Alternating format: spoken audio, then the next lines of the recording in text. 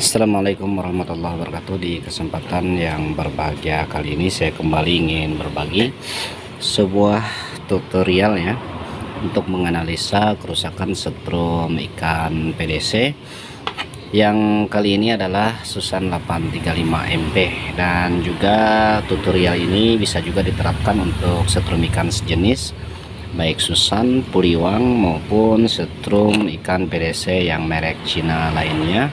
Nanti teman-teman bisa sesuaikan mengikuti dengan keadaan pada mesin yang teman-teman analisa untuk kerusakannya sendiri. Di bagian atas dari mesin ini, yang pertama-tama untuk pembagian masuk daripada DC negatif dan positif. Nah, untuk menganalisa apakah sekring ini rusak atau tidak ya, biasanya saya langsung meloncat ke elko ini. Ini ada elko masuk DC yang akan masuk ke untuk mendrip MOSFET yang dua sisi dari setrum ikan PDC ini.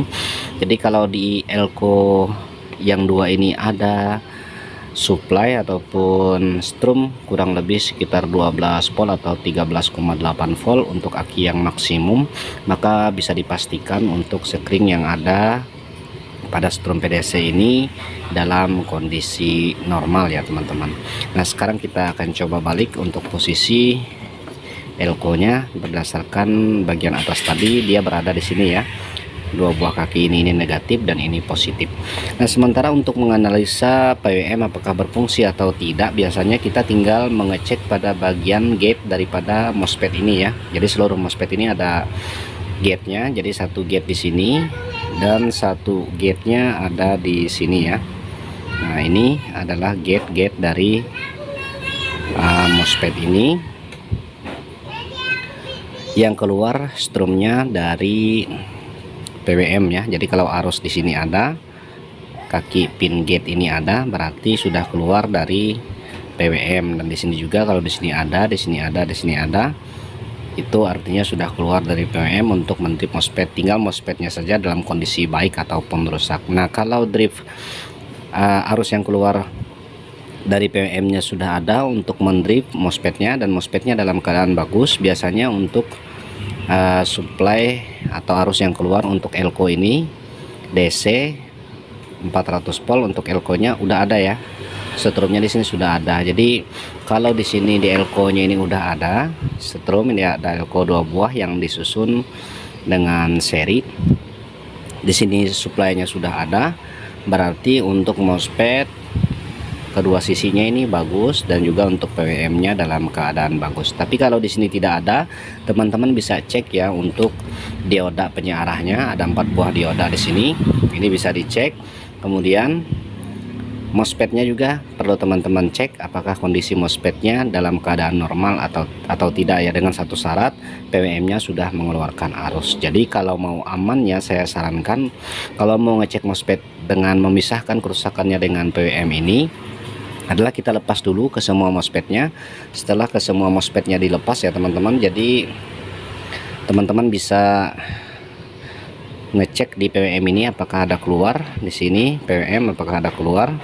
Kalau PWM-nya udah ada keluar dua arus ya, dua sisi ya, untuk setiap sisi ini satu jalur, setiap sisi ini satu jalur udah ada. Nah, tinggal MOSFET-nya pasti ada yang jebol ya, ataupun ada yang short, ataupun ada yang putus di antara MOSFET-nya ini. Tapi kalau sudah dipisah seperti itu tetap tidak ada, maka teman-teman harus mengganti atau memperbaiki PWM-nya terlebih dahulu sehingga outputnya sudah ada. Kalau sudah outputnya sudah ada, barulah MOSFET-nya dicek. Itu kalau arus di bagian elko yang besarnya ini tidak ada. Nah, sementara kalau ketika teman-teman cek, nah di sini sudah ada arus, berarti kesemuanya dari dioda ini tadi yang saya suruh cek tadi, kalau di sini tidak ada arus berarti udah normal ya. Kalau ini udah ada arus keluar, berarti ini udah normal untuk diodanya. Dan ke semua barang-barang ataupun komponen yang di bagian sini, ini garis ya, garis kayak gini, ini udah normal semua ya yang di bagian sini. Nah, kemudian di bagian outputnya di sini ya. Nah, kalau di sini sudah ada tetapi di outputnya ini tidak ada keluar arus, itu biasanya ada 3 kemungkinan ya. Bisa jadi karena induktornya putus ataupun kapasitornya putus ya. Nah, itu jadi harus dicek dulu induktornya apakah nyambung atau tidak. menggunakan skala 1 ohm ya. Kemudian kapasitornya teman-teman bisa menggunakan multitester yang ada fitur kapasitor tester ya. Bisa dicek ini 4 mikrofarad apakah masih bagus atau tidak. Nah, kalau kedua buah komponen sudah dicek dalam keadaan bagus, yang tinggal sampean teman-teman cek ini adalah SCR ya, SCR. Nah, SCR nya ini kalau teman-teman ragu untuk ngeceknya, bisa teman-teman ganti dulu untuk sementara menggunakan yang baru. Nah, kalau diganti yang baru masih tetap tidak mengeluarkan arus, teman-teman bisa putuskan yang di bagian flip flop ya, karena kadang-kadang flip flop ini bisa juga menyumbat arus yang keluar yang di outputnya ini yang dari SCR ya. Jadi teman-teman bisa lepaskan PC 817 di sini, dilepaskan saja. Nah, kemudian setelah dilepaskan dicoba lagi, kalau beruntung ya, artinya kerusakannya terjadi pada flip flop ya, maka ini arus yang keluar ke stick ini muncul ya. Tapi kalau tidak keluar juga, teman-teman harus masih berkutat di sini ya, di SCR, induktor dengan kapasitor ya. Jadi 3 macam itu yang harus teman-teman cek. Nah, kalau udah dicek di situ semua bagus, biasanya setelah dilepas autocouplernya ini atau PC 817 yang berwarna hitam ini dilepas, artinya kita tidak menggunakan flip flop. Biasanya arus yang pada stick ini udah pada keluar ya, namun keluarnya saja tidak bisa diatur setelan flip flopnya. Baru kalau dipasang PC 817 nya dia protek lagi, barulah teman-teman memeriksa transistor yang ada di bagian flip flopnya ini atau autocouplernya ini butuh diganti ya.